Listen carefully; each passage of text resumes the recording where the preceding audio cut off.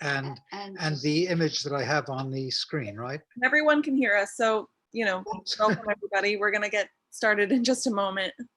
Okay. Not ready for primetime players here.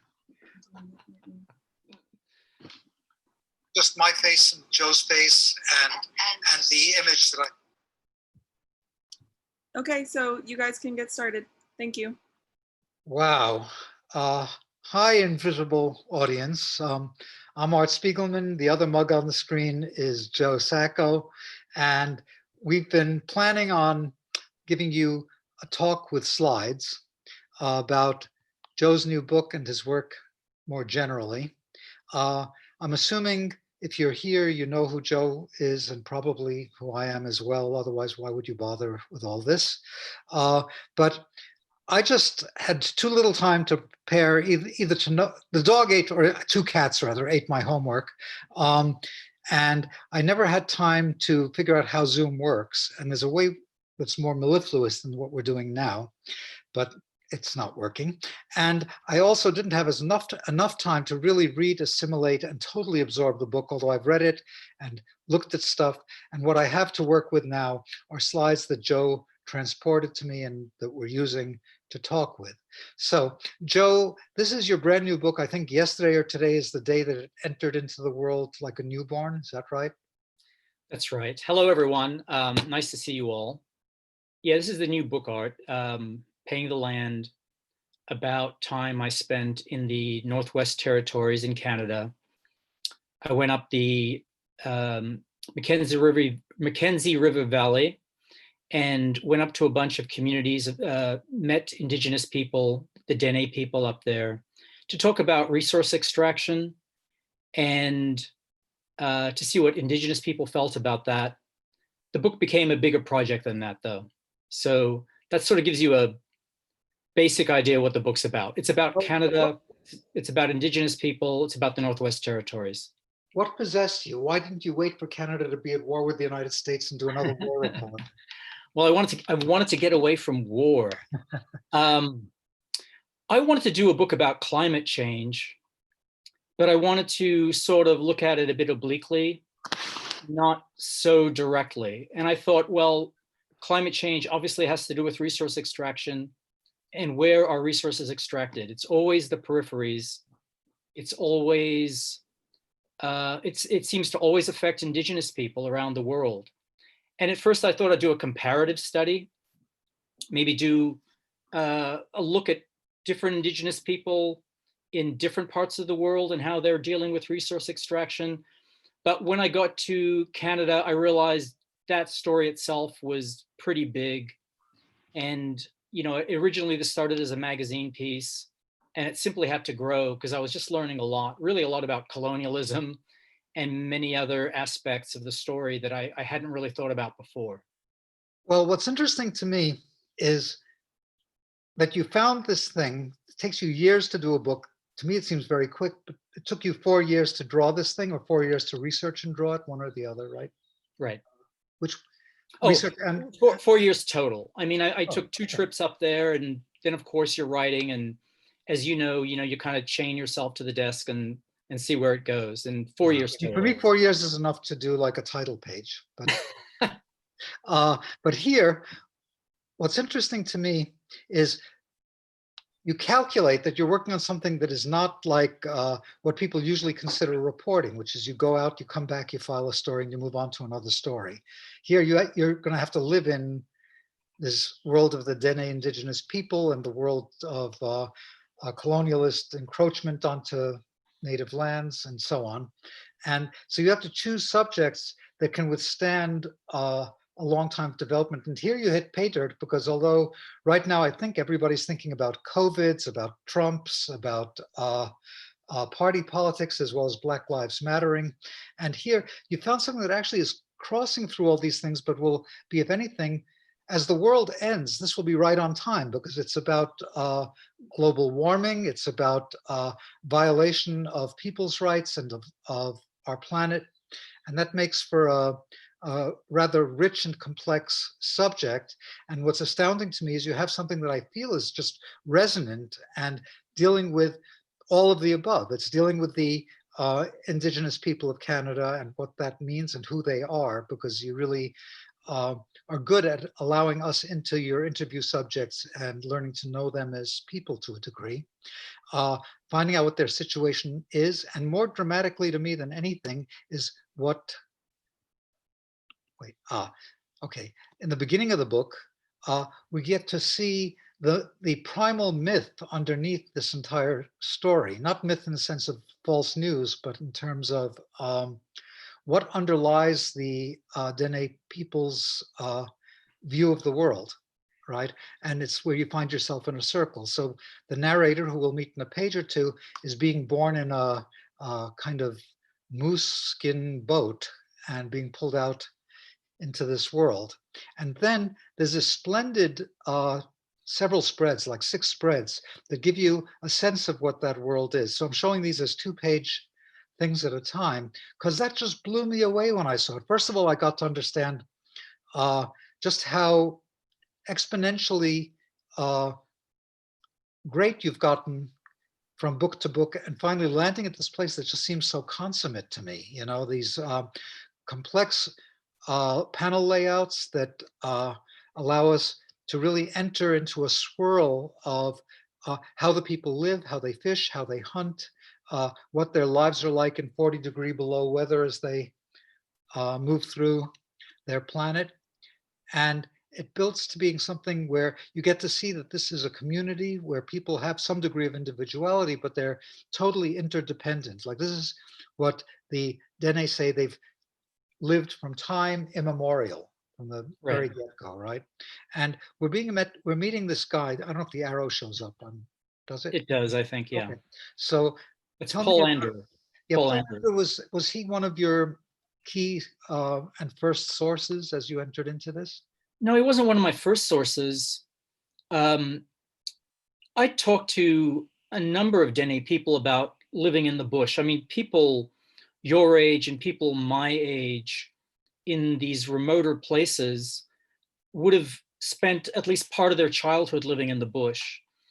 And it was kind of a fortuitous conversation. We were going to talk about a number of things like residential schools. And we sat down and I just said, just tell me what life was like in the bush. And normally what you're doing is getting bits and pieces from a lot of people, but he just told this very complete and holistic story about what it was like growing up in the bush. And it just seemed like a perfect way to start the book. It does seem like a perfect way to start the book, because it really underlies the book. And by the very end of this 260-page opus, it kind of returns to people trying to find the bush again, to see what matters in their lives today. Or find how the land had given them so much power before. And he just really outlines very well how people were integrated into their family units, how they all felt they had a place. People had a role, and I think life really had great meaning. And so the book it starts with this because I think then the book is showing how life has changed over time. And like you say, at the end of the book, I want to get back to how people are trying to reestablish these connections with the land that someone like Paul Andrew had growing up. Yeah, to me, it's like the story. It's underneath all of this is that. Yeah. It's great to start in there because it's the reference point of, as we see these people get displaced and kind of atomized from each other to a degree, what this sense of belonging and self had been. And it's, in a sense, what we'll be living in after global warming. If all civilization breaks down, these people are working in a very primitive way with skills that allow them to build boats like the one you're looking at here. And they know what to do with a moose when they kill it rather than just watch it rot, which is all I'd be able to do. And how to skin it, how to make food, how they travel in boats and in dog sleds through subarctic and Arctic weather. And it feels like, in a sense, both brutal in terms of the conditions one lives in, but congenial in terms of the feeling of belonging that has nothing to do with the alienation of even us urban dwellers, let alone the alienation forced upon the people who once lived that way and have vestigial memories of what that had been. Right? Does that sound? Yeah, I think that's right.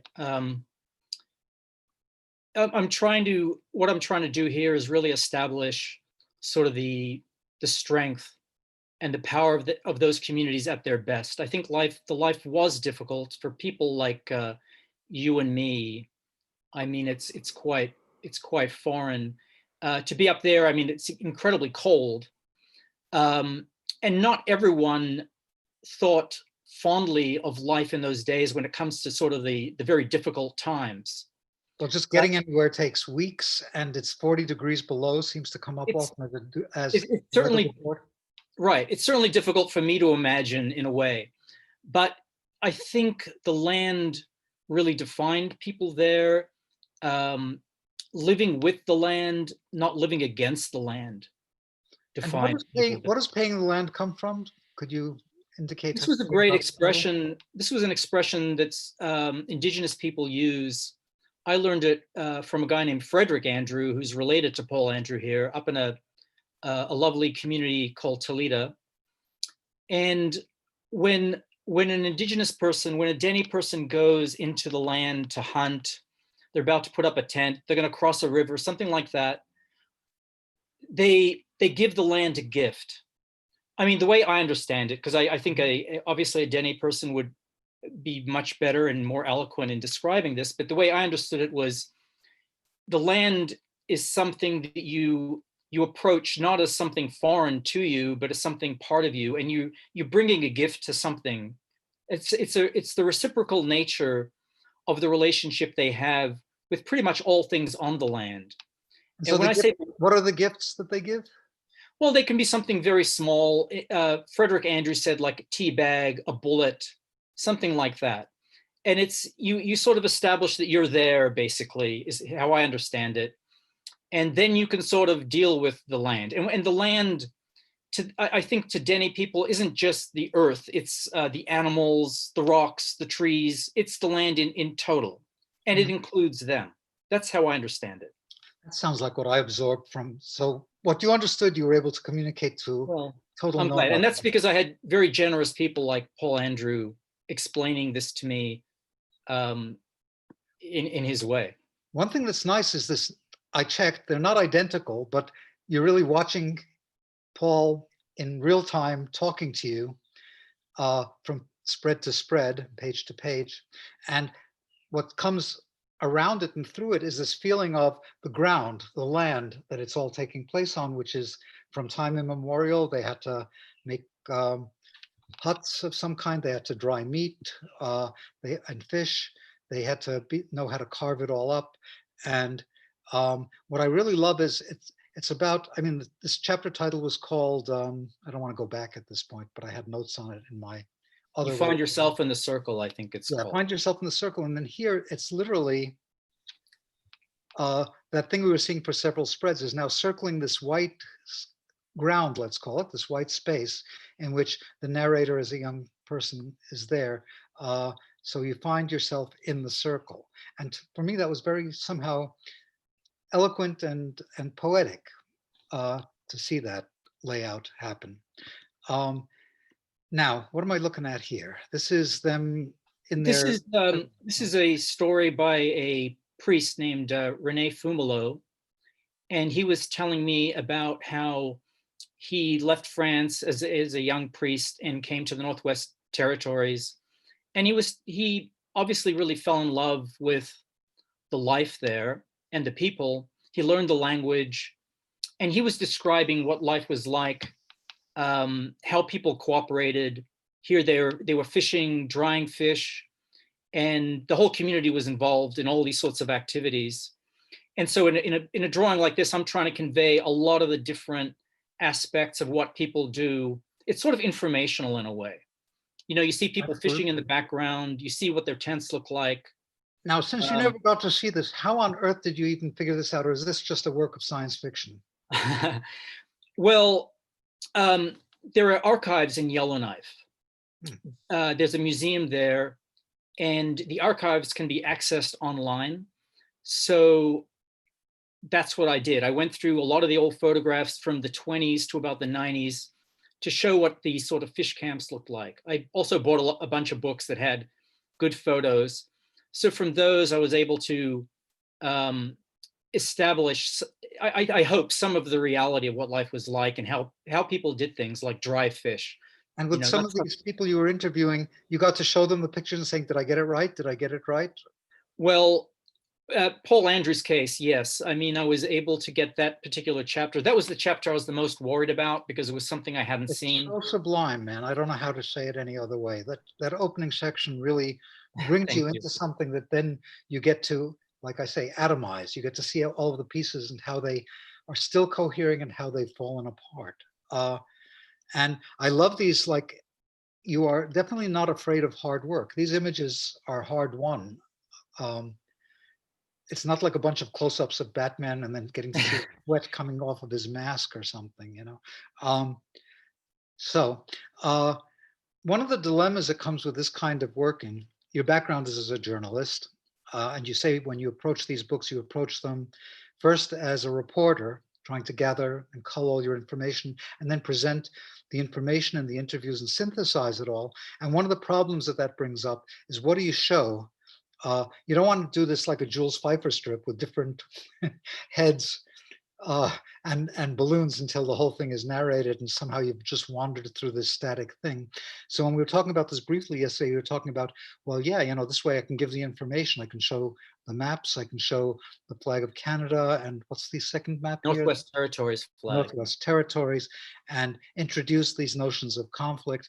And one of the things that's difficult is how to keep these pages interesting. And for me, I guess the main takeaway I got from all this is,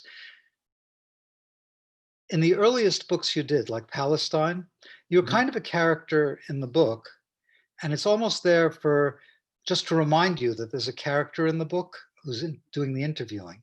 That's become more and more synthesized over the years, reaching like a rather real fruition in Footnotes in Gaza, where you're embedded and one really gets to know the people you are with, how you act with them.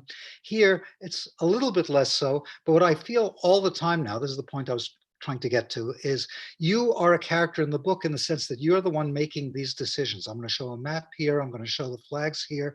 I'm going to show some of the apparatus over here for the, what is this? This is the pipeline stuff? Yeah, for fracking, I guess. The if I remember. fracking, and then come back to your narrator, in this case, this guy's name. Jim Antoine.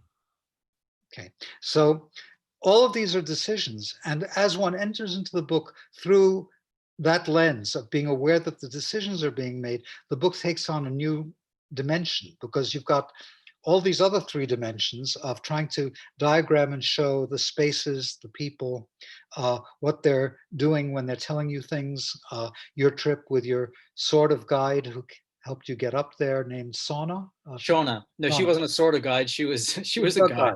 Yeah, definitely. And the main thing, though, is that the voice is really present, a voice that's willing to diligently try to witness, like, what is it that what does a pipeline look like? What does the skinning a moose look like? And you're moving points of view, not exactly cinematically all the time, but you're definitely moving so that in a place where somebody's witnessing at a meeting, you get to move into the meeting and out.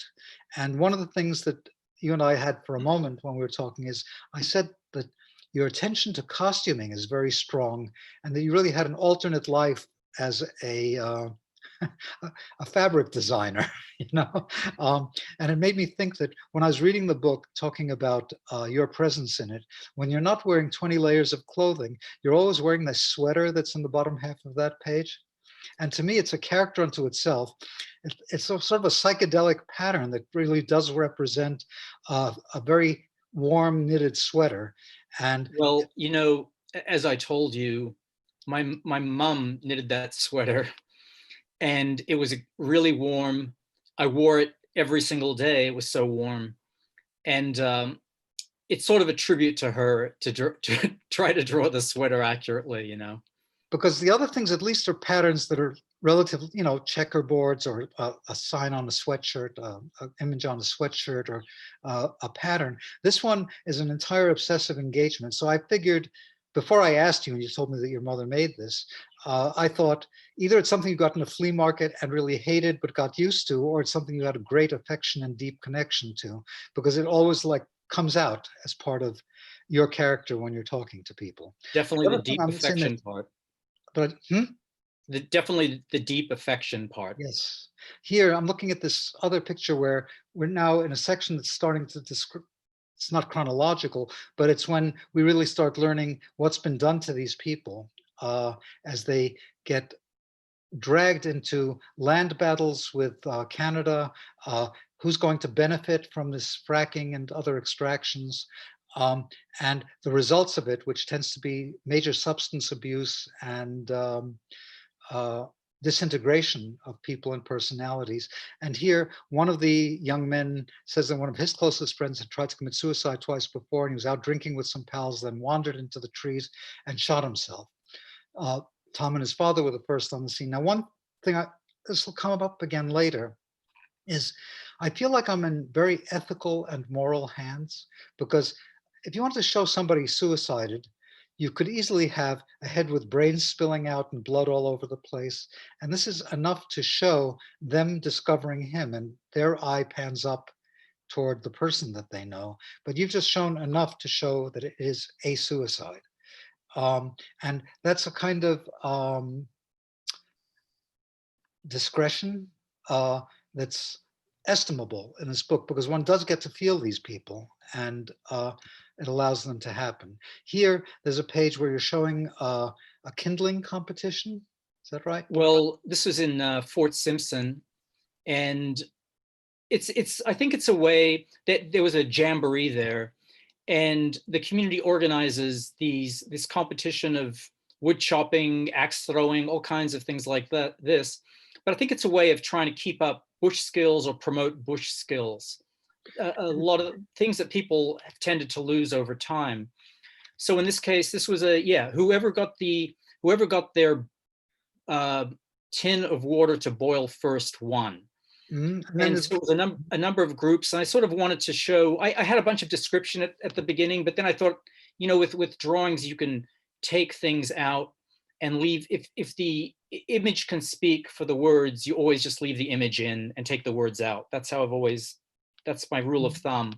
And in this case, you could be quite instructional with how people actually shave wood, make kindling, chop wood, put wood together. Put together to sort of create a fire, So I just sort of let the images and what I saw speak for itself. That's basically, what I'm doing here.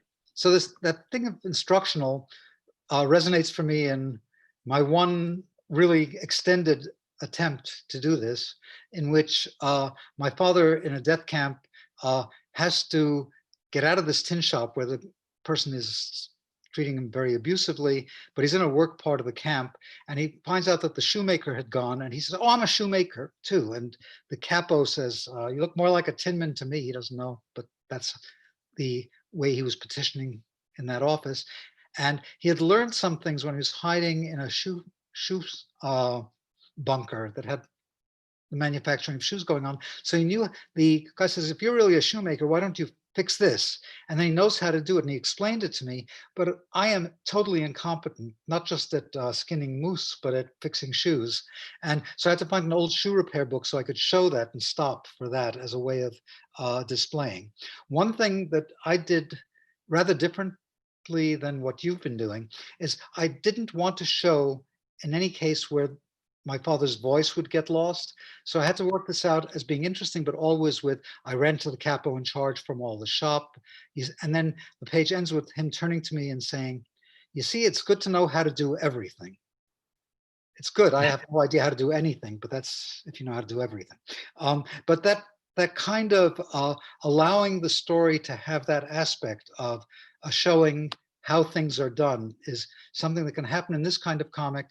It feels different than what happens when I skim through a superhero or fantasy comic that's just trying to keep you moving. Well, I like the instructional element, like of your images. And I just, when I'm in a place like the Northwest Territory and I see people doing things in a certain way, I get very caught up in how they're doing it, because these are things I'm pretty unfamiliar with. It was like being in Gaza and watching how they're, butchering a bull. Just that, the way it's done, the steps that it takes to do something like that are all of interest to me. And I just assume that that kind of thing might be of interest to people who aren't familiar with it at all. Also, it puts you in the story in a very deep way, because when describing their lifestyle before it got colonialized, the way people learned was by, as was said in that first set of spreads, is you observe, you watch, you can ask questions on occasion. Yeah, this is something Not that an instruction manual or a school. It's just you're in it, and you're seeing how a fire gets made, how flatbread is made, how the tents are put up, and so on and so on. And you're drinking it in because it's information you need to keep breathing. There's a part at the very end of the book where a younger Dene woman is telling me how she learned how to do moose hide tanning, and how when she was first learning from an elder, she was taking notes. And the person sort of turned to her and said, why are you taking notes? Just watch. Exactly. And that's sort of as far as I understand it, that's kind of the Dene way of doing things, is to watch, observe, and you're sort of expected, I think, to watch and observe. Exactly. And that's what you're offering. Right. I mean, we tend to be a bit more interrogatory about how we deal with everything. We ask a lot of questions, we take notes. Their way is observe. Right. So it's internalized. By the time they know it in their fingers. Yeah. Here, this it's just interesting how you divided the page up over here to the scene that's sort of divided by that wingspan, and then moves back to the narrator and down as a way of this thing of keeping the page animated and not letting you get bored with the kind of information you're trying to absorb. Right. Well, I'm always interested in how to lead the reader's eye. In this case, the very first caption up there, you sort of drop down to the wing, and the wing leads you to the next caption, and then you sort of come down. I'm trying to lead the reader's eye down. Yeah, and then you follow the balloons, and then you can't help. Then you're led to having to look at the picture before you get the next way out. I mean, There's almost like an invisible arrow that your text always makes happen, and it's part of what. So that's what I meant when I said, like, you become a character, because you've set up something that's guiding people through this. Here again, we're dealing with seeing something rather kinetic. Somebody being beaten. Right, and this is that's right. This is in the residential schools. Settlement schools, or the residential schools, where this happened to the vast majority of Indigenous people in Canada over a long period of time. For about 150 years, the last residential school closed in the 1990s, and basically I'll talk about the Northwest Territories, because that's the place I went. People who were living in the bush were, once the government had airplanes, they would fly them in to the rivers where people had their tents, and then pluck the children out from their families and fly them to different parts of the Northwest Territories, or even different parts of Canada, separating siblings. And the idea was to turn Indigenous people into some version of a white person. I mean, right. Schools are being run usually by clergy of some kind or another. Yeah, it was mostly Roman Catholic, some Anglican, but mostly Roman Catholic. And these were all sort of basically endorsed or helped by the government. So the government was basically giving the license to religious orders to raise kids. And basically, they weren't allowed to speak their language. This is one of the reasons they were getting hit. They weren't conforming to sort of the Western European way of doing things. Right, and basically what's being done is they're having their souls extracted. They're being turned into people who are speaking English rather than the Dene tongue. They're people who have to start absorbing this mythology that's crazier than one that says the land is your mother, in a sense. And it's incredibly cruel, and it traumatized these generations of people. I think there was equivalents that happened here, maybe not quite as systematically, but with American indigenous people, there was also that attempt to like destroy that culture that they came from. First, Yeah, by just I think that the great up. difference is there were residential schools here in the United States also quite damaging. But you know, what you could say about the United States is they literally tried to kill people. They were wiping out whole groups of American Indians. In Canada, at the very beginning, when Canada was being colonized, there was violence, but by this point, the violence really sort of existed through the school system. That's right. It's described as a cultural holocaust by somebody. Cultural genocide is what a Truth and Reconciliation Committee eventually ended up deciding that it was a cultural genocide. And you can see that that's the truth, because it traumatized not just the generations that went through it, but then the generations that had to live under it. I mean, in other words, it was transmitted. If you break, you're trying to break people from the land, that thing that made them strong, and you break them, and then they are not going to be, they're going to pass that on. The trauma gets passed down to their children. Mm-hmm. You know, so this is the great issue there. Yeah. I mean, the schools also had this, as you point out in this book, they take away your name, they replace it with a number, right? Which resonates certainly with the right. And I asked Paul Andrew, I asked him if he remembered his number, and he remembered. I think it was 236. Right. Well, my father had his number on his arm, and he knew it by heart, you know, in the camps. And that's one part of it. Another part of it is the physical abuse, the emotional abuse, literally by hitting and by sexual predatory practices that left these people dazed and without a self. Their self is divided in two parts that can't quite function in either of the worlds that were given to them. Right. So here's Through the Years, a nun and her charges. Right. And we get to see it through the years the same way that here we get to see this other leap in time, which is young Paul and older Paul. That's right. Collapsing these times so that he's not the kid who learned something from his extended family. He's not exactly the kid who's being whacked every day, but he's suffering through time. Right, exactly. That's the great thing you can do with the comics, right? Is just go back and forth in time quite easily. Mm-hmm. I just want to see if no, I didn't have it. Never mind. I thought I'd put an image in here. Okay, so you're getting to see some of the corporal punishment. Another, I don't remember the characters' names right now. I'm sorry, I had it in Lawrence Neely. Okay, and all of these people end up being educated and becoming chiefs in a way, like the representatives to the Caucasian world, because they've been educated enough to be able to know the language, kind of interface with them, and try to navigate the demands, which include raping the land as well as the children. That's what we're talking about when we talk about the fracking and the extraction of oils and minerals. And it's kind of devastating. This page I added in just because it really struck me. Somebody who's left with alcohol, whatever pittance of money they've gotten for their so-called land rights. Yeah, there was a guy named William Greenland who was describing to me how when the Truth and Reconciliation Committee, they had their process, but this was tied to a court case.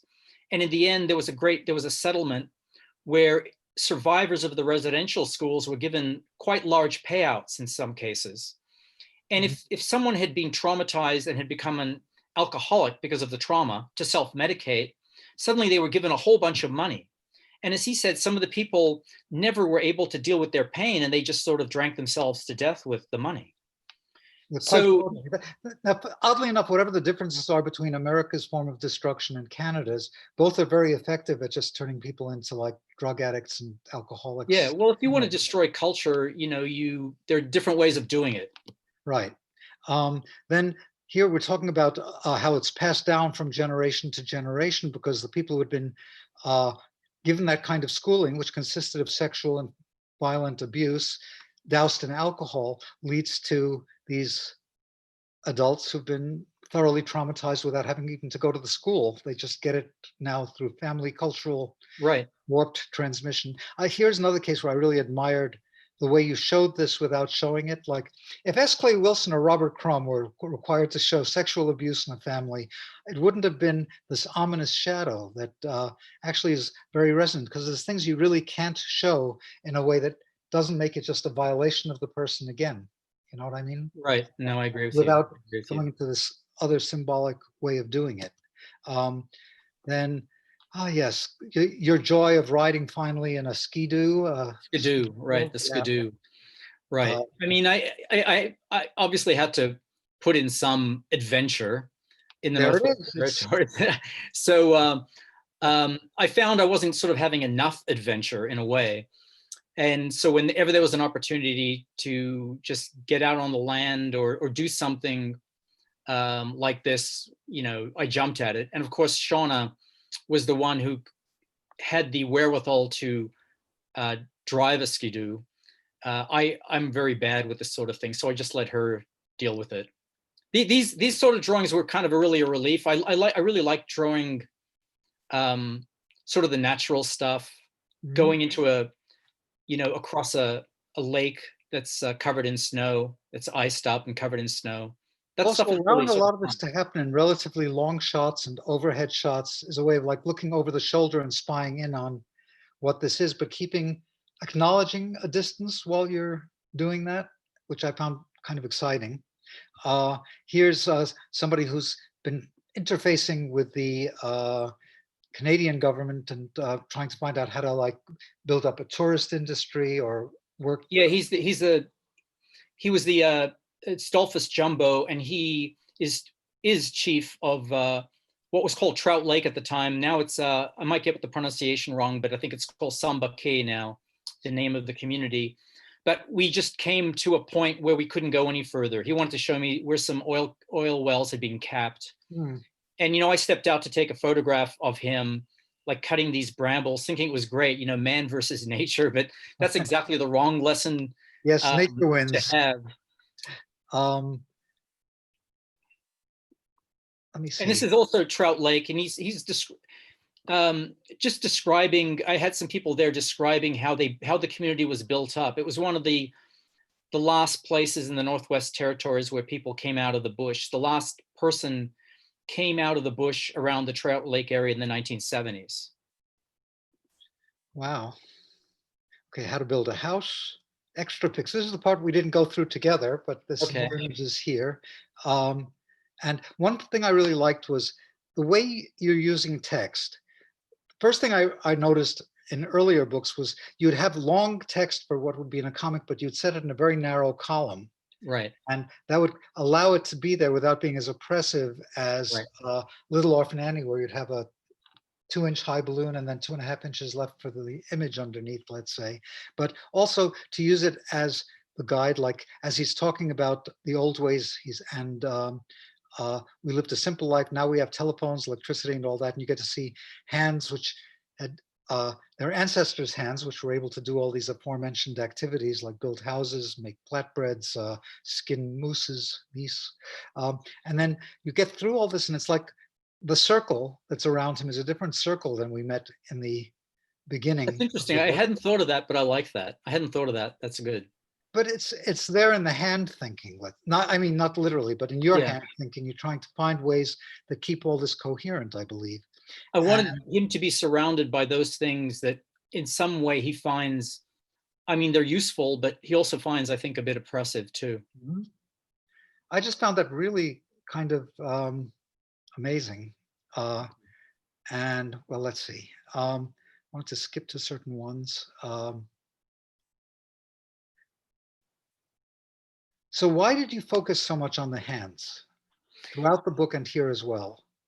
Well, it's a way of making the drawing sort of interesting somehow. To be sort of plain about it.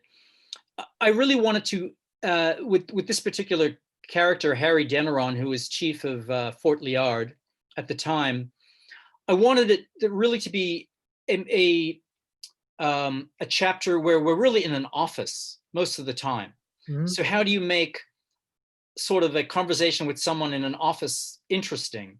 Mhm. And so, I mean, if you go back to maybe one illustration like this, it's like I really didn't want to show necessarily what he was describing. I wanted to show him with a map pointing to a map.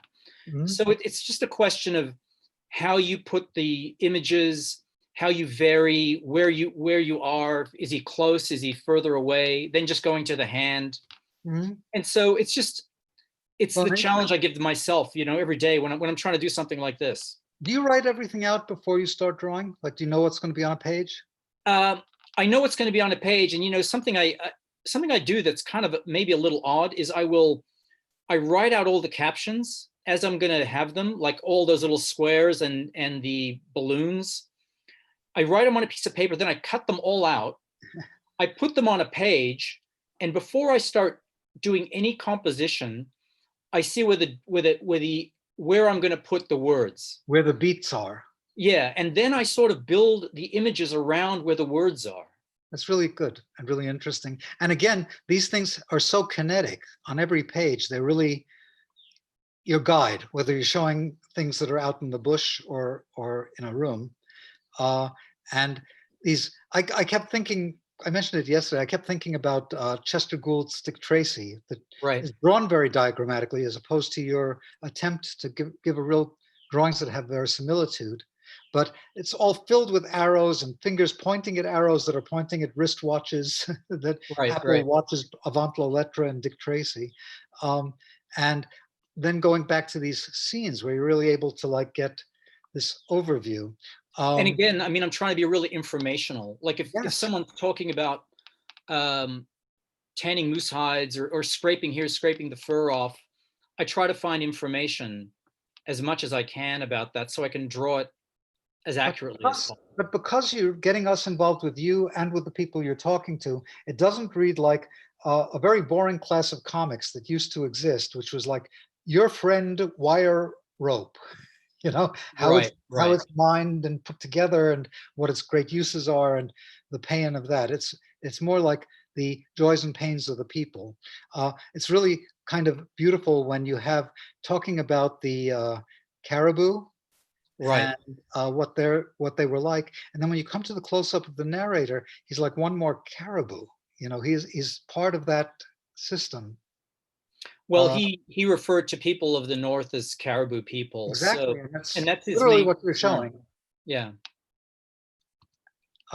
Okay, the mining. Yeah, and in here, it's like I'm trying to think, how can I show that we're actually descending? Mhm. And so that top panel leads to another one, but now the car the Jeep or whatever it is has changed its direction. But each time I'm actually pointing the panels down to give you the impression, or give the reader the impression that we're going underground, because we ended up being hundreds of feet below Mhm. ground. Wow. It's so diagrammatic, even though it's presented very, like I say, representationally. I thought when we were talking about the hands, you were going to go to this because I have no interest in competitive sports. So I didn't even understand what this was, but it's some kind of festival like, I understand it now that I read it, but it has all of the thrill of a football game of guessing what's clutched in one hand or another. And somehow But it's people, amazingly powerful. It's an amazingly powerful thing to see. I mean, you communicated that. yeah, it's really something. And part of it is just like they're all focused on the same thing, right? Except maybe somebody who's drinking, but for the most No, part, that's just drinking water. That's just drinking water. that's not one of the cases of, okay. No. Um, No. right. And then this was to me one of the more potent things, which was wars and droughts elsewhere will make people eye the Canadian North, he tells us. Then I found this, which is near the end of the book, where he says, pretty soon the world is going to come knocking on our door. We better be prepared to welcome them and to teach them that there is a better way than just taking and taking what you don't need. That basically, if it's not in this balloon, it's somewhere near here where like somebody actually brings up global warming and what it means for civilization to fall apart and what kind of relationships one needs to survive. And it's not one that involves bribing and coercing land away because these people don't believe that when told that they have to sell their land, usually for It's meaningless to them because meaningless. as they say, the land, we belong to the land. The idea of ownership of land is very foreign. Said, would you to sell your that mother? Would you perspective. sell your father? What does that Right. mean? I mean, we have the sort of the John Lockean version of what land is. Mhm. It's something that mixed with your sweat becomes your property. Right. And this isn't about. Labor, Mhm. labor, sweat in the land, it becomes your property. And we, even I, when I went up there, this was kind of a revelation to me, to not think of land as something that can be parceled up. Mhm. I got to say, it's like it's the thing I carried away that affected me the most is just how people think of the land as opposed to how we think of the land. Right. And it travels through other books of yours because many of the books that you've done deal with people who were not living in the borders of a country. They were living in something that they got dispossessed from, like the Right. Palestinians. It's about dispossession. I mean, this book is about dispossession. Yeah. Dispossession in many different ways. And once it's your property, then what you do is you have a get off my lawn attitude about it, get Right. people to get lost. And he's saying, he's describing being a tour guide on a hiking trail and says, there's gold down there. You can't touch it though, just leave it there. There's diamonds over there too, but we have no use for that. Can you imagine a society like that? Yeah. And I mean, I think I would feel bad in a way if we went up to Canada when there was global warming, because I'm sure we would just impress our way of thinking about land. We'd continue the oppression in a way. But I think there's a lot of lessons, obviously, as Westerners to take from people that approach land with humility, Mhm. approach the world with humility, basically. And this is, was that Eugene? Was that his name? Eugene Boulanger, yeah. He told this lovely story. He's basically, you could say he's sort of an urban indigenous person. Didn't spend much time in the community he was born in, which is Toledo.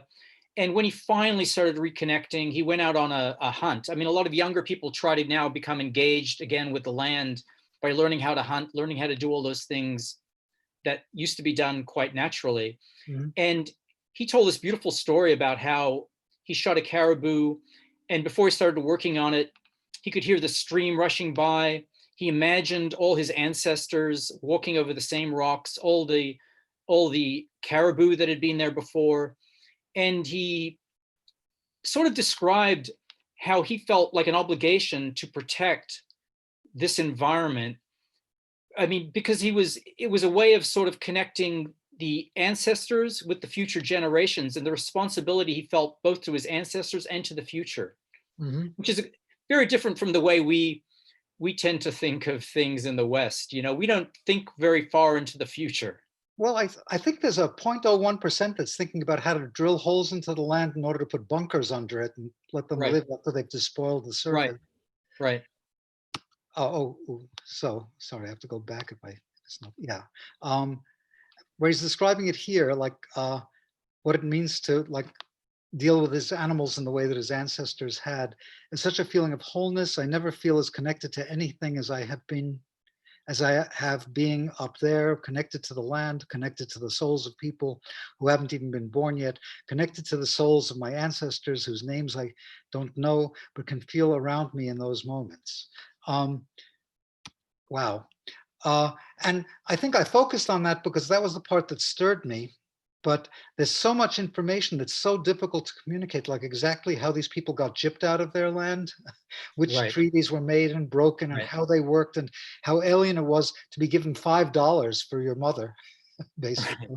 Right. As one person put it, yeah. Ouch. So I cut away a lot of stuff I'd put in because I couldn't even find it in the way that I'd set things up before. But one thing that I had a picture of, I wonder if I could even do it by, let me see something. If I can open this up as one moment, slideshow. I just want to go back and talk about a couple of things that I'd learned the hard way in doing MOUs, and you learned through your books, one after the other. If I view presenter tools, maybe I could, now you're just seeing it the way you're not supposed to see it, but it'll allow me to find a few images, I think. Yeah, I was thinking about a couple of things. One was how, all right, let me see if that I can make that bigger at least. That you have two different kinds of information when you're trying to do this kind of reportage or telling. And one is, I kind of made a phrase for myself, that one is like horizontal information, that my father's throwing food over a barbed wire fence to my mother. She picks it up. She's chased by a capo who's telling her to stop. And then somebody lets her hide in a barrack and she's not found. Now that's all movement. It's not Right. presented as kinetically as it might be in certain other kinds of comics, but it's all there as movement, and you can break down the movement, and it's easy to do. And that I was thinking of as horizontal information. You're moving in moments of time until you get something told, and you have some of that. But so often when you're dealing with this kind of complexity, you have to find ways of giving information that's not moments in time moving forward, but more like a menu. It's vertical information. And here what I had to do is find out how to tell people what kind of food. I'd asked my father, so what did you get to eat? And he gave me the information, but then all I'd have is talking heads saying, oh, we got to eat this and that and the other thing. And instead, he told me one thing, which is you have to stand on line for food. And that becomes a visual that snakes through the page, and how you shouldn't be too near the back of the line because then nothing might be left. Too close to the front, they'll just give you the water that's on top. You have to find your place in it to get the food. It also is bracketed as conversation, but there's room to now place these boxes that have the information and keep the page still interesting. And here I just have a footnote where in the evening we got a spoiled cheese or jam. If we were lucky, a couple times a week we got a sausage big like two of my fingers. Only this much we got. So that's them huddled somewhere eating after they've been given something. And then there's an inset box which is behind the wall that they're on, which says, if you eat how much they gave you, it was just enough to die more slowly. So it's a way of using the language of comics itself to tell the story, by having different size boxes, by guiding your eye through it, Right. by finding things to show that connect but don't have to happen as she's being chased, she's being told to stop, she runs away. And that seems basic to all these kinds of telling. Well, I don't know how you feel about it, but to me, it's really important to keep myself interested as I'm drawing. Well, I mean, yeah, for me, it's but you find ways of being interested all the time. I just find myself going, Jesus, I have to draw this, damn it. Why didn't I just become a comic book script writer? And then I tried it a couple of times and realized I'll never get anybody to draw it wrong the way I like drawing it wrong. So I have to do it. But it's different than confessing to any pleasure from the process. It's just trying to build it as best I can.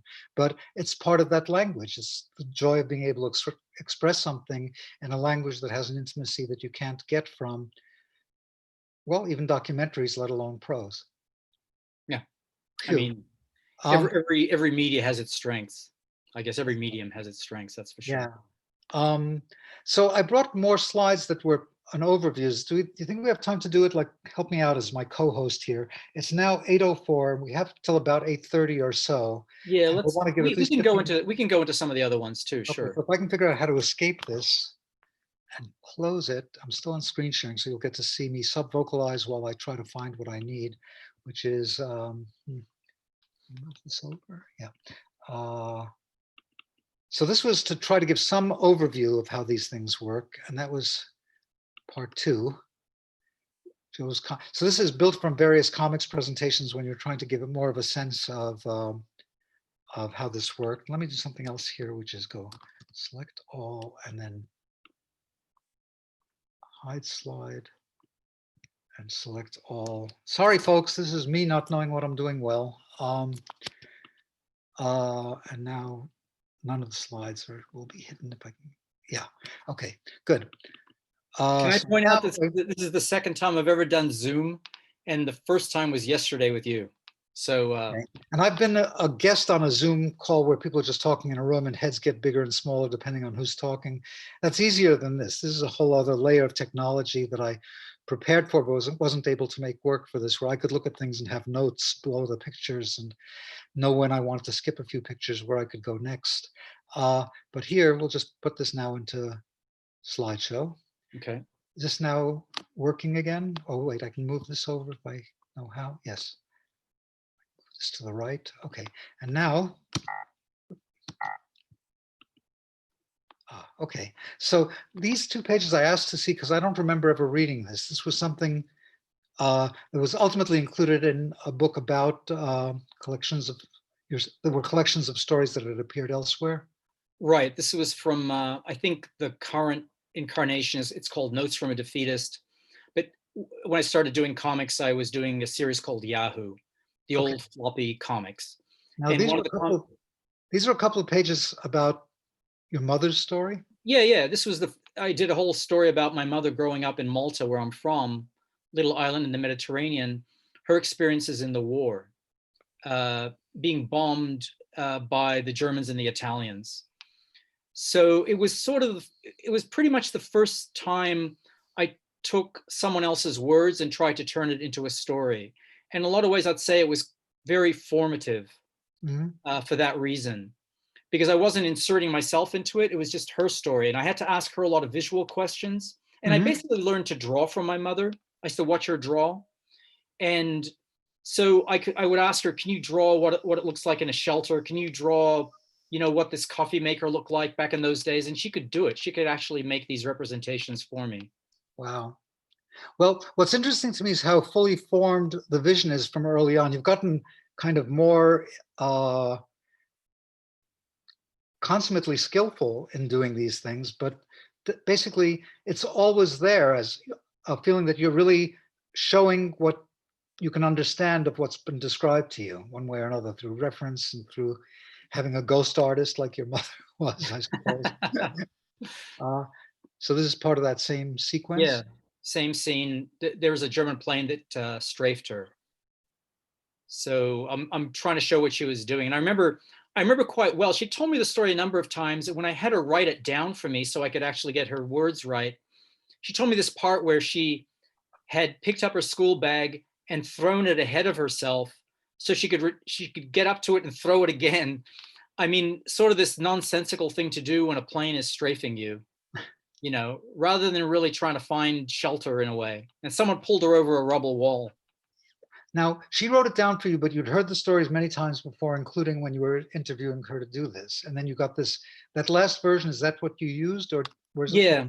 Yeah. Eventually, I was actually living in a separate place from her, and she was writing me letters with the stories. I said, can you send me a letter about when you were strafed by the Messerschmitt? Can you send me a story about when your friend was killed? Can you send me a story about what was life like when you were living in a quarry?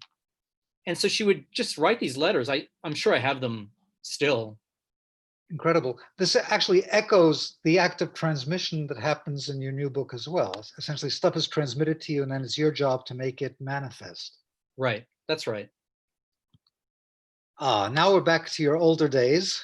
Tell Yeah, me this about is, this. yeah. This was from Yahoo also? Yeah, it's from Yahoo. It's I think it's from a book about, or a story about going on tour with a rock band, the Miracle Workers, who are from Portland, and being in the German club scene at the time. I mean, it was well, maybe this isn't that one actually, but anyway, this is Berlin back in the day when I was kind of with the rock crowd. My hair is very long. I was making a living drawing album covers and t-shirt designs and all that. But a lot of this is much more like the cartoon language rather than the language of Oh yeah. the This is illustrator. this is actually the natural way I draw. Mhm. All the representational drawings we've seen, I kind of really have to coax it out of my hand. This comes really easy to me. Yeah, this comes like in a direct lineage from underground comics. The other Oh, stuff you've been absolutely. doing now seems like it has. When you mentioned Bruegel the other day, I was going, "Oh yeah, that makes sense," Yeah. Uh, and then actually, it's where Crumb, who's one of your influences when you were figuring out what Oh, you wanted to do, huge influence. he moved to looking at Bruegel as well. Bruegel That's was a right. reporter. This is what the fall harvest looks like, and this is. It's probably from that same book, that Mhm. same comic. It was called How I Love the War. It was about living in Berlin, breaking up with a girlfriend long distance in America, and waiting for the first Gulf War to begin. And how old were you when you were doing this work? This earlier 30. I mean, I was about 30, 31. Mhm. Old enough. Old enough to know better. Old enough to draw better, I'd say that. I like this thing of feeling jilted and alone. Right. And these panels just piling up as you go. Well, I mean, the obsessive nature of doing something like this is supposed to reflect sort of the obsession you're feeling about someone you love that's breaking up with you. Mhm. I mean, you keep repeating things to yourself in your head. You keep going over conversations on the phone in your head, and it's a very claustrophobic feeling. It's You know, it's also you breaking into pieces somehow, like, yeah, you're atomizing. You've atomized yourself, and you can't get out of your own head. Literally, that's all you can see is just a bit of my head in those bottom boxes. well, in all of this stuff, and it comes through in your humor work as well as in these earlier reports, either on being a roadie or on being uh, a witness in a foreign land. And that's a different process than what you're doing here, right? Like these are Yeah, illustrations of the sort. yeah. This is when I was doing the book Palestine, or the series of comics that became the book Palestine. I realized as I was doing that I had to get away from that Bigfoot style and try to draw more representationally. Like I say, it's always much more difficult for me to do that. It still is to this day. But One question I'd had, I know that you're influenced by Mad Comics. oh We'll yeah, talk about that yeah. again in a minute. But were you also at all influenced by the war comics that Harvey Kurtzman did, or did you discover those too late for them to I be? discovered those too late. Because But they share an the obsessiveness. mad comics is what I discovered. Right. The funny stuff. Not the war comics is something I learned about, probably in my 30s Hmm. or 'Cause late 20s. Let's say late 20s. I was later to really dive in and learn to appreciate them, but the obsessiveness that has to be engaged with when you try to deal with the real world could either be done the way Sergeant Rock and the Easy Company did it, where it's just superheroes wearing camouflage outfits or something, or this obsessive search, so that when Kurtzman got involved in the war comics, he didn't illustrate all of them, but he illustrated some of the best of them. And he worked Yeah. with artists that he gave very detailed layouts to, who he would send out into the world to see the thing that they were drawing. He made one of his artists go up in a parachute and jump, which had Wow. nothing to do with what that person wanted, just to know what that meant. He would come into this office building with machine guns to show them the machine guns. Wow. And it was really an obsessive work, and he'd build on the personal drama in a real situation that was thoroughly researched. It was just how he did it, including working with historians when he was trying to cover the Civil War and several issues of either Frontline Combat or Two-Fisted Tales. So anyway, here we were talking about claustrophobia. Tell me about this. Well, this is a clash between students in Ramallah and Israeli soldiers whom you cannot see. And what I want to show here is sort of this simultaneity of action, because people were throwing stones at the soldiers. Some people were throwing, some people were picking up stones, some people were running back. It was all going on at the same time. And I didn't want it to be very clear to the reader what they should read first. In fact, that doesn't really matter. It's more to take in a confused, tense feeling. Just the power of an incident in front of you. You're not chronological. You're not making it into some chronological tale. You're just showing everything at once in a way. And this is how I find that you can use the words and the captions to add to that confusion and tension by the way you place them. Absolutely. And also the choices. I mean, I used to get driven nuts by the fact that you would create like these ellipses with bracketed words that weren't in the original quote, and it showed your scrupulousness, but one gets used to it and then go, oh, okay, he's scrupulous. It's something that one learns about Joe while reading what Joe is learning about. And one thing I really like, my editor's nuts too, so you're in and good probably company. some readers till they get used to it, but it's part of like, I guess that adjective I was using, it's scrupulous. It's well, I mean, I studied journalism, so that's kind of what we were taught to do. But and I agree. It can look clunky in a comic. I mean, I will definitely say that. I forced you to leave out a lot of it when we did a job together decades ago. Yeah, that's right. Details. That was a good learning exercise for me. But here, what I was going to say is, as well as having the language that has the precision of trying to catch how somebody speaks, what they're telling you, there's a kind of poetry to the way you ended up. I don't know if you were at back then cutting apart your script and laying it across a page, but automatic fire, soldiers, the kids are running, hurling stones over the bus, rat-a-tat-tat. Now they're running back away. Jesus, that was quick. I mean, You know, that's, this is it's something I powerful. got from, this is actually I got from prose. I got it from Ferdinand Céline, Okay. who had these, he would pile up all these descriptions, these phrases, one on top of the other, separated by ellipses, often just repeating himself, but in some new way. Mhm. And I thought it had such a clipped, the language was so clipped. It had such an interesting rhythm to it. And I thought, how can I get some of that feeling in comics? And you can actually do it relatively easily by cutting up the captions as you see fit and putting them on the page. And I mean, you use the word poetical, and I think in terms of poetry, how each word has to have some meaning, sometimes separated from the ones that come after it, but also connected. Right. So this is sort of an example of trying to work that out.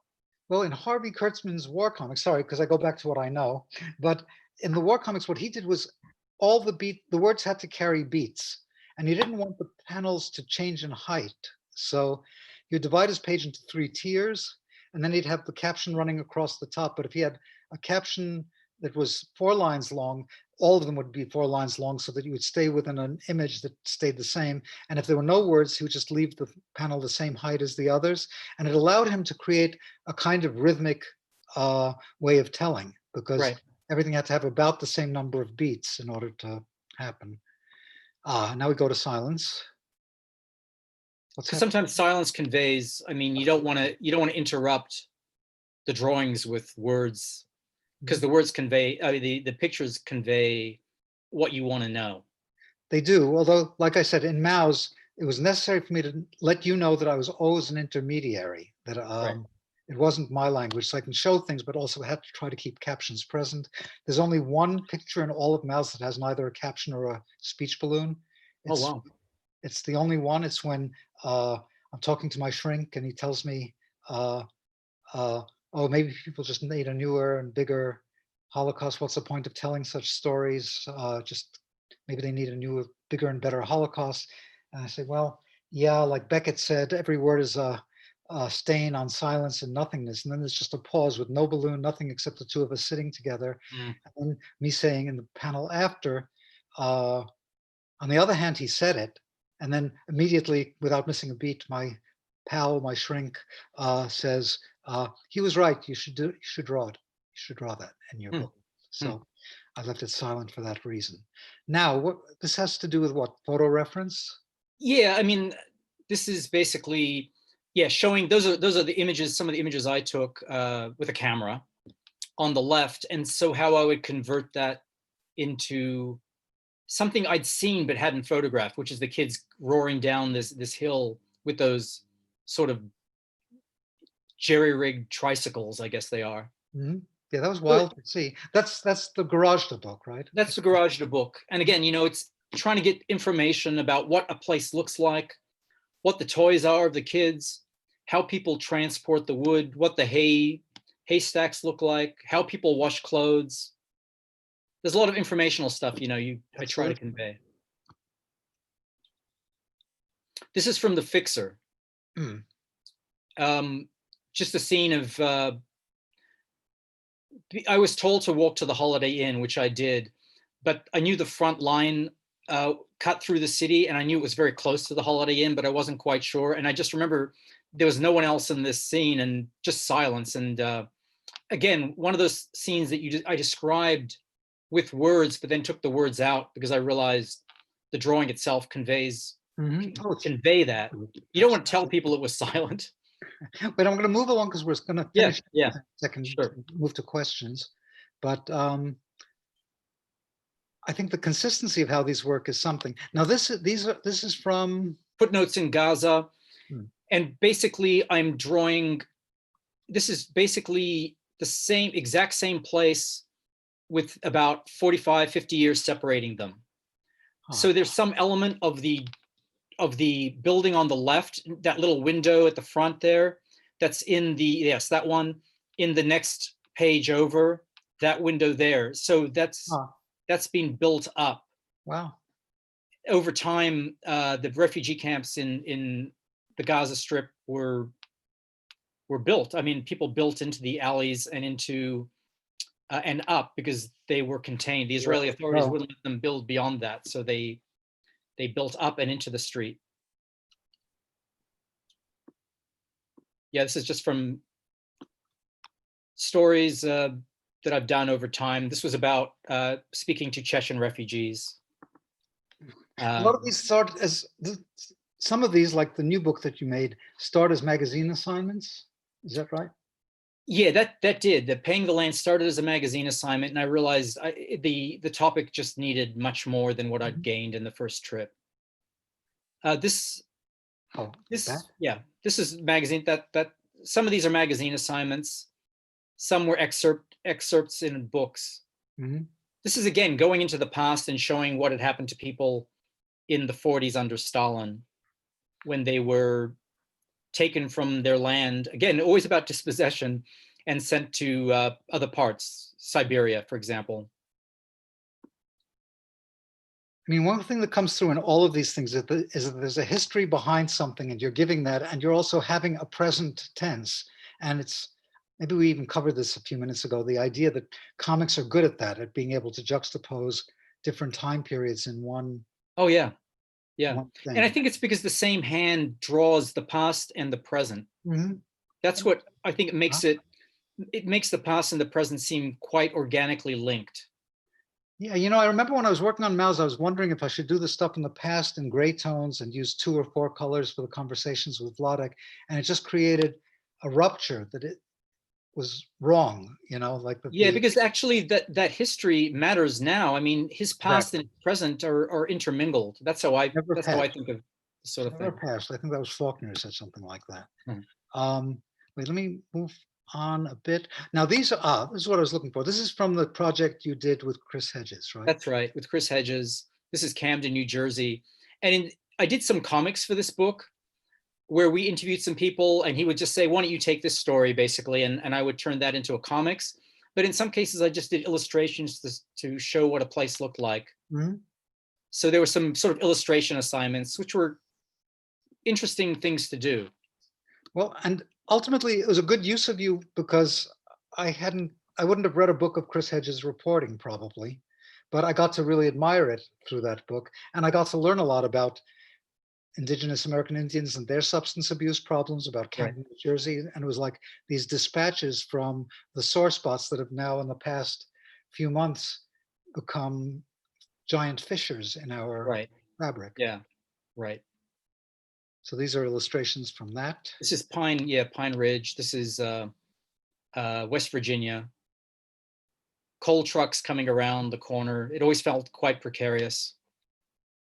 This is from the Great War. There's some that of the Great War was a big panorama, one image that just kept another. Some of them, I didn't have the book with me, so I couldn't do this. Some of them felt like so much like I don't know if it's Bruegel or who it is, but the people were so like on top of each other. Well, I actually thought in terms of medieval drawing when I did this. Like, I wanted to give it sort of a medieval flavor, the way those artists would work with scale. Like things aren't always quite to scale. The distance I'm showing between things probably would have been, you know, sometimes hundreds of feet between certain things, but I'm just compressing it as maybe a medieval artist would have done. That's interesting.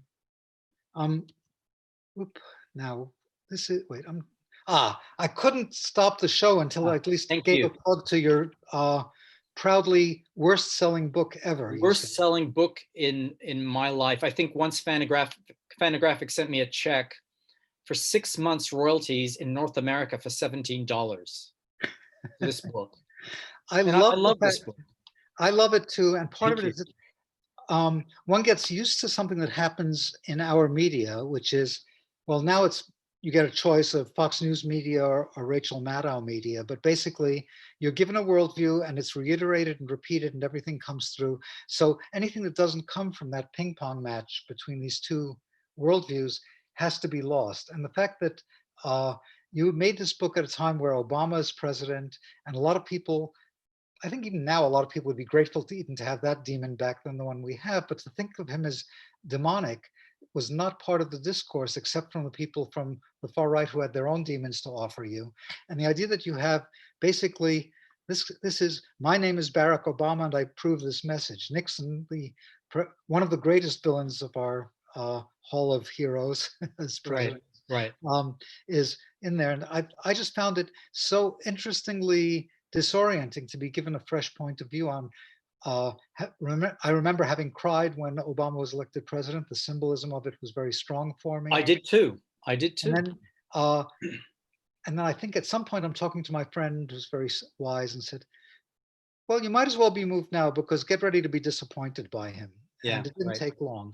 Right. That's how I feel too. And the imagery in Bump seems to be directly out of both underground comics and those Mad comics, I think. That's a good, I mean, you can see the influence of Bill Elder in a drawing like this, right? I mean, I think when I saw Bill Elder for the first time, all those things going on in the background that all but overwhelmed the foreground. Mm-hmm. Just the costume changes, people would be talking to each other, but their dress would be changing. And then all the stuff's going on in the background. I think they were called eyeball kicks or chicken fat. It just opens your mind to what you can do. And I think that's where I started getting really into the detail and the background stuff. I mean, there's a real continuum because you're asking people to not just gloss over it, read it, and extract the story juice as quick as you can, but to engage and to enter into the picture and explore it. And those Will Elder comics were really good at that. I thought I had these in here, but I'm sorry to do this. Okay, all right. They're in another version of this that, damn, sorry. That's okay. That works because we're almost at an hour and a half now. Okay. So this was just to show you Bill Elder, at least, This stuff blew my mind when I saw it, because this stuff was reprinted in the Mad magazines. It was tipped in, these old EC comics, and it just made the Mad magazine look really dull in comparison what they'd been doing in the 50s. Well, they were discovering something. Kurtzman was quite brilliant at this. And ultimately, I discovered this also in a reprint by just being 3 years too young to have bought them as comic books on the newsstand or something. But they were in black and white as well as in color. You're just invited to like pore over the panel and discover a lot. And they have a real ethical, moral component to them, while you're going through. You're also being entertained. But for instance, here, when Mickey Mouse was the icon of America, it was all of wholesome America. You get to see that there's something sinister in Disneyland. Horace Horsecollar is being dragged away by the Disney police because he's not wearing the regulation white gloves. Mickey Mouse is a rodent with stubble and so on. People and humans have been reversed. And it's part of being told one thing and reading something else. This tells you that it's the beautiful girl of the month. It's only beautiful in the sense that Andre Breton once said, beauty must be convulsive or it must not be. And well, I just wanted you to at least see some of that. And also how he would call things into question. So here, the beginning, the first page had Walt Disney doing the signature, but as they're wandering into the woods, he says, it's getting more sinister. Look, it's not even drawn by Walt Disney, it's drawn by Bill Elder. And then he shoves him into a cage because he's competitive with Donald Duck, who's taken away his shine as the star of animated cartoons. And then not only is the drawing style called into question, but what the hell a duck might be is called into question as he's in a cage surrounded by real ducks. So let me just ask you to tell me, is this worth reading or should we just move on to how Mad influenced both Crumb and then let's talk about Mad. Just that subversive element that always stuck with me. I mean, you realize when you're especially when you're a certain age, when you see things for the first time or hear them for the first time, you realize, oh, there's another way of looking at the world. And sometimes something's not quite right. And then you listen to Devo and their sort of breakdown of suburban America, and you go, that's what's not right. They put their finger on what you didn't really know how to articulate yourself. And some of this stuff, like the Mad magazine stuff, really did that for me. For me too, and it also taught me to look closely, because basically it was telling you to look for yourself, and it's giving you stuff to look at and look for. And it has a kind of self-referential quality. That's what beckoned me into wanting to be a cartoonist. Right. And I really feel myself, I feel I'm part of sort of an organic history of comics, the underground side of comics, definitely. Mhm. Let me ask you, just as we're going out, you have something which is the Once and Future Riot work in progress. So what are you doing? I realize now that it's a rather violent story about a riot that took place in India. And I went to speak to people about a year afterwards because I was curious, what do people tell themselves a year after something like that? How do they justify what happened? How do they see it? And so that's what this story is about. And I started it, and then I interrupted it to work on the book about the Northwest Territories. And I realize now that I'm having a hard time going back to it. I just need to be in a better space to go back to it because it's quite a violent story. I see. Wow. Well, they all have their violence, all of these Well, reporters. yeah, and even the book on Canada has its violence too. You realize Yeah. their violence is perpetuated or perpetrated in many different ways. Yeah. And then to bring it back to the Dene and your new book, this is its first incarnation that was in a magazine called 21 or Yeah, 21st. 21 in France. Yeah. And I basically cannibalized that magazine piece and took out whatever I could use, basically. And in this case, like the lower panel on the left is something I drew for the magazine piece, which I really liked, but it just had to be scrapped for the book. When you did the magazine piece, you knew you were launching on a book, or you found it out by doing that piece? I found it out by doing that piece. I found it out by being up there and realizing that I had to address colonialism, which isn't what I had initially gone out to look for. And I realized I had to get much deeper into it. You sure did, and you did an amazing book, man. Thank So you. now Thank you, Art. let's get rid of these slides that have been both an aid and a burden. And so now what do you see? Oh, now if I stop sharing, we just go into, oh, okay, this is normal Zoom land from Right, 2 or 3 times right. I've been on. And now there's a thing that says chat that has a number 27 near it. And I think those are people asking questions. Is that right? Maybe let's You have that on your just screen click as on well? it. Maybe spend about 10 minutes or so going over. Yeah, let's do that. All right. So we're getting hellos. Thanks for being here. Hi from the Netherlands. If anyone's interested in paying for the land, it's available with this HTTP. By using the headshots and over-the-shoulder shots, you're keeping or acknowledging a distance. Why is distance important? And I think it's the thing we were talking about with Ahmad. It invited you in, but it also made you aware of you looking at something. And it doesn't have that quality of hypnotizing you, saying you are in this horror story, an axe is about to go through your head. It's a way of allowing one in, but almost insisting that one also step back while stepping in. Yeah, and the way I think about distancing is, especially I'm usually a foreigner going into a situation that I don't know myself. I didn't grow up in it, and it's one way of helping the reader see that I'm kind of a foreign presence among certain people that I might not be familiar with. So just letting people know that I'm not some all-knowing guide. Yeah, one phrase I I'm was pretty thinking about that fallible. was useful to me when working on some of this kind of material most extendedly in Maus was the idea that your job is to make something as clear as you can, but no clearer. That there's a certain Right. point where we end up having to simplify to make it clear. And that's not the goal. The goal is to leave things with all their complexities intact. Even though when I was looking at the Dene book, there's some people you obviously think of as villains, like somebody from the Canadian government, or maybe he was a priest who's sitting with his hands like this, and Right. he's not somebody you can empathize with. He's just the other in that story. And that's as close as you'll get to doing it, but you don't like hammer it home except by their actions. And it is a way of what comics do. I did it by using these mouse masks and Maus. You're invited all the way in because you're projecting a lot onto the images, and you're always aware on some level, as you blink, that this isn't Vladek, it's a representation of Vladek drawn by his son. And then you're also back seduced by what comics do, which is narrate and tell a story. So that oscillation, it's not wanting distance only, it's wanting you to oscillate between distance and empathic projection. Mm-hmm. So that's a good question. Uh, then question to Joe, if there's time. Well, we'll make it.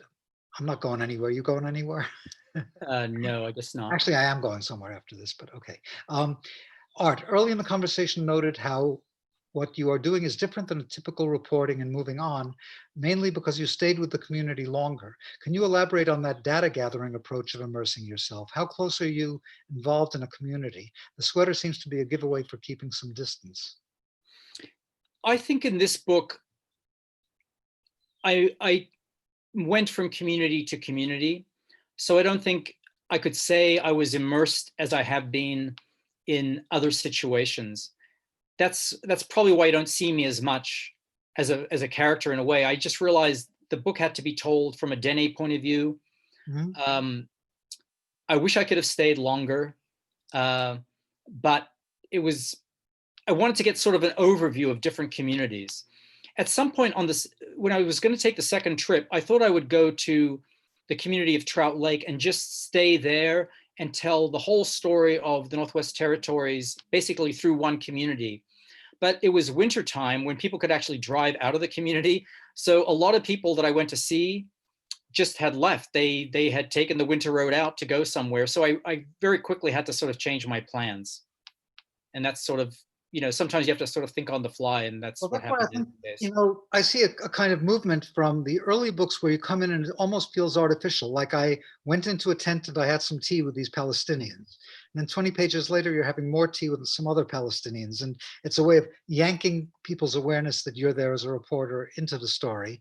By the Right. time you're doing The Incident in Gaza, which is a profound book as well, Thank you. because you really do allow yourself to embed and to know these people. So we get to know you and them in a much more organic way than when you're reporting on stuff that's further away from you in a sense and doing that. And in this book, Paying the Land, I think what you do is it's your actual telling that allows you to be present with your uh, uh, honesty in witnessing, with the scrupulousness with which you're approaching this, that there's a kind of importance to giving this whatever it takes to be able to put it across. And that's as revealing of your character as whether you're liking the tea or not, but it's much deeper. Thanks. So, Joe, how do you finance a longer book like this? Asks Michael Road. In And this how do particular you case, identify now? A Maltese American, a Maltese living in America? I consider myself Maltese living in America, I guess. I mean, I don't know. Who knows at this point? I'd feel foreign if I was living in Malta, I guess, too. So, but as far as financing in this particular case, I took a loan out. I mean, it's expensive. It was quite expensive to go up to Canada. I actually thought, quite wrongly, that it would be a cheaper trip because I thought, oh, well, Canada, it's right across the border.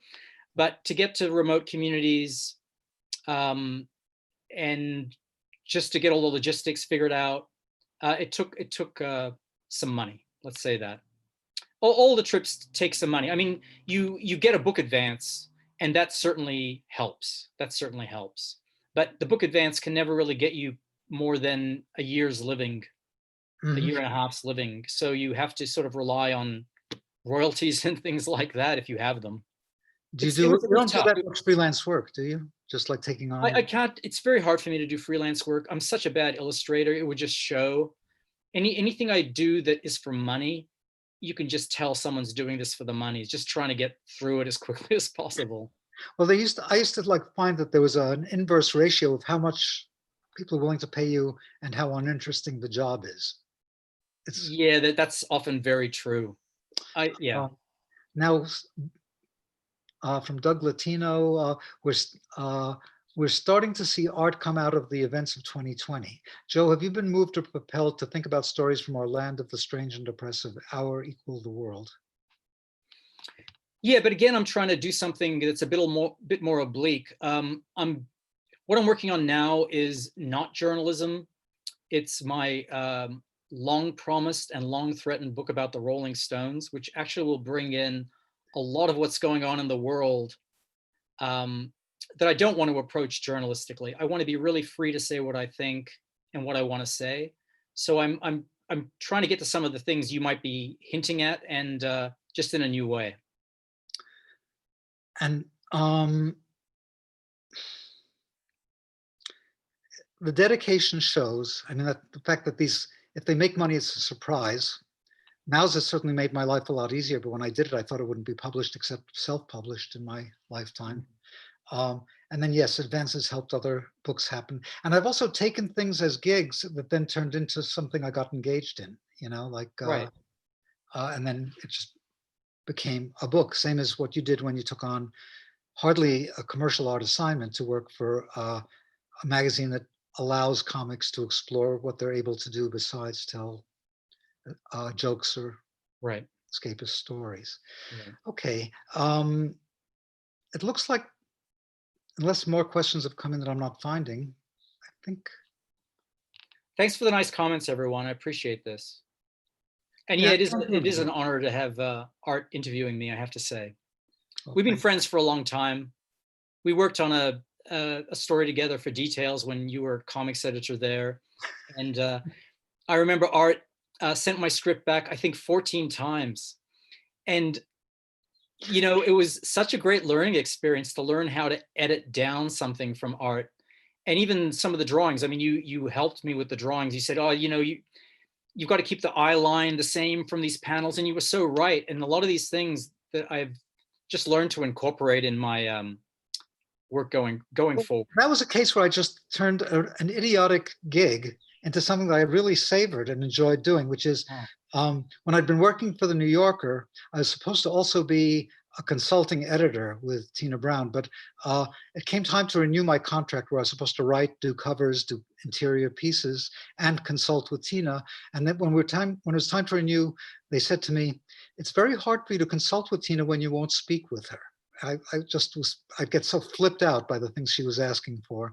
And they said, and then I said, "You mean you're going to give me less money this year because I can't get along with Tina?" And no, we won't even give you less money. We'll give you what we gave you, but just, you can't do that anymore. You can't be a consultant because you don't know how to do it. So that meant I could be a consultant elsewhere. And I was approached by the editor of Details if I wanted. I couldn't draw from or write from because I had a contract that made everything get shown first to the New Yorker back in the 90s. But then I did have the possibility of consulting with somebody else. And he said, "We'd like to have comics there." And I said, "Yeah, but your magazine, it's about creating anxiety for people who are not wearing the right shoes. And that's what the magazine is about. And instead of that, can we bring the world in through this window that's usually the escapist part of a magazine? Since the whole magazine is escapist, could we instead let the real world in?" So you were one of the first people I proposed for doing this. And you went to The Hague to cover the War Crimes Tribunal. Yeah, right. And the editor right. was a little baffled by it, but he let it go. But then I felt we really had to do a bang-up job to let that happen. Right. And as the job went on, they kept saying, "Can't you have somebody cover Burning Man?"